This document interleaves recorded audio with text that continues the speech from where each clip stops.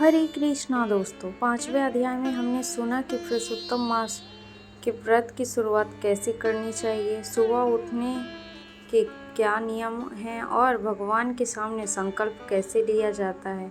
अब 6वां अध्याय में व्रत करने वाले और कथा सुनने वाले सभी भक्तों के लिए बहुत ही जरूरी है। इस अध्याय में सूत जी महाराज बताते हैं कि पुरुषोत्तम मास में कौन कौन सी चीज़ें, अनाज, फल, सब्जियां खानी चाहिए, किन चीज़ों की पूरी तरह त्याग कर देना चाहिए, इस महीने में किस प्रकार के बर्तनों और व्यवहार का प्रयोग करना चाहिए। आइए इस कथा को पवित्र भोजन के नियमों की पूरी रोचकता के साथ जानते हैं। सूत जी महाराज कहते हैं, हे ऋषियों, जब भगवान नारायण ने व्रत की समान विधि बता दी तब देवऋषि नारद जी ने हाथ जोड़कर एक बहुत ही व्यवहारिक प्रश्न पूछा। नारद जी बोले, हे कमल नयन, हे प्रभु, अपने व्रत का नियम तो बता दिए, लेकिन कृपया करके ये भी स्पष्ट कीजिए कि इस पावन महीने में भक्तों को क्या खाना चाहिए और क्या नहीं खाना चाहिए, क्योंकि जैसा मनुष्य अन्न खाता है वैसा ही उसका मन बनता है।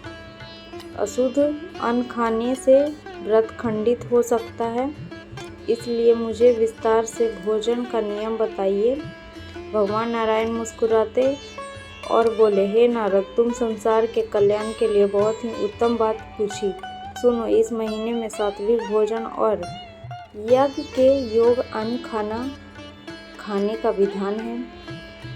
भगवान नारायण उन अन्न और पदार्थों की सूची बताई है जो इस महीने में परम पवित्र और ग्रहण करने योग्य माने गए हैं। गेहूं, चावल, सफ़ेद तिल और जौ, मूंग और मटर को इस महीने में शुद्ध माना गया है। सूर्ण, केला, आम, अंगूर, सोडा, सेंधा नमक और हरी मिर्च का सेवन किया जा सकता है। सब्जियों में तोरई, लौकी, कद्दू और परवल को उत्तम माना गया है। गाय के दूध से बना घी, दही और मावा इस महीने में साक्षात अमृत के समान है। भगवान को इसका भोग लगाकर प्रसाद रूप में ग्रहण करना चाहिए। गन्ने का रस, मिश्री, चीनी और बिना तेल के उबले हुए सात्विक पदार्थ खाएं जा सकता है। भगवान नारायण ने कुछ ऐसी चीज़ों के बारे में बताया है जिन्हें इस महीने में खाना घोर पाप है और व्रत को नष्ट करने वाला माना गया है। प्याज, लहसुन, मांस, मंदिरा, मछली, अंडा और नशीले पदार्थ का सेवन पूरे 30 दिन तक पूरी तरह वर्जित है। उड़द की दाल, चना, मसूर की दाल, राई या सरसों और इस महीने में नहीं खानी चाहिए। राई का तेल भी इस महीने में शरीर पर लगाना या खाने का उपयोग करना मना किया गया है।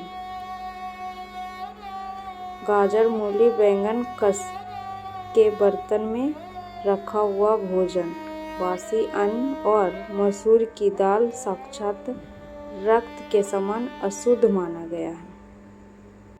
भोजन की अशुद्धता के साथ साथ भगवान नारायण ने बर्तनों और आदतों के बारे में भी नियम बताए हैं। आइए जानते हैं।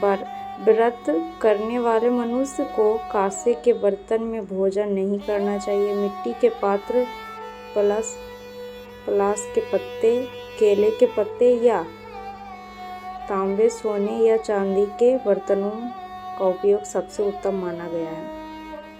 इस महीने में किसी अन्य व्यक्ति के घर का मुफ्त का अन्न करने से बचना चाहिए, क्योंकि इससे उस व्यक्ति के पाप आपके पुण्य को कम कर सकते हैं।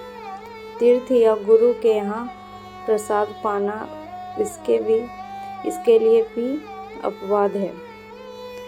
इस पूरे महीने में भूमि पर शयन करना चाहिए। पूर्ण रूप से ब्रह्मचर्य का पालन करना चाहिए।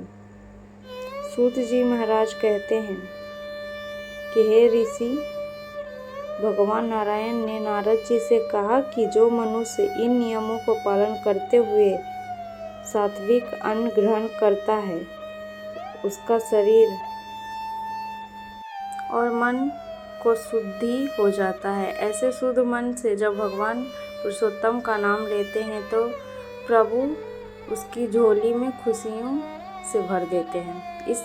इस व्रत को करने से पूर्व काल में राजाओं को और ऋषियों को क्या क्या चमत्कारिक फल मिले हैं और इस महीने में दान देने का क्या महत्व है, इसका विस्तार वर्णन मैं आपको 7वें अध्याय में सुनाऊंगा। डेली कथा सुनने के लिए अभी चैनल को सब्सक्राइब करें। अगर वीडियो अच्छा लगा हो तो लाइक शेयर ज़रूर करें, फैमिली फ्रेंड्स के साथ शेयर करें और साथ में जय श्री कृष्णा लिखना ना भूलें। अपना राय ज़रूर दें कमेंट बॉक्स में। मिलते हैं अगले वीडियो के साथ। हर हर महादेव, जय श्री कृष्णा, राधे राधे।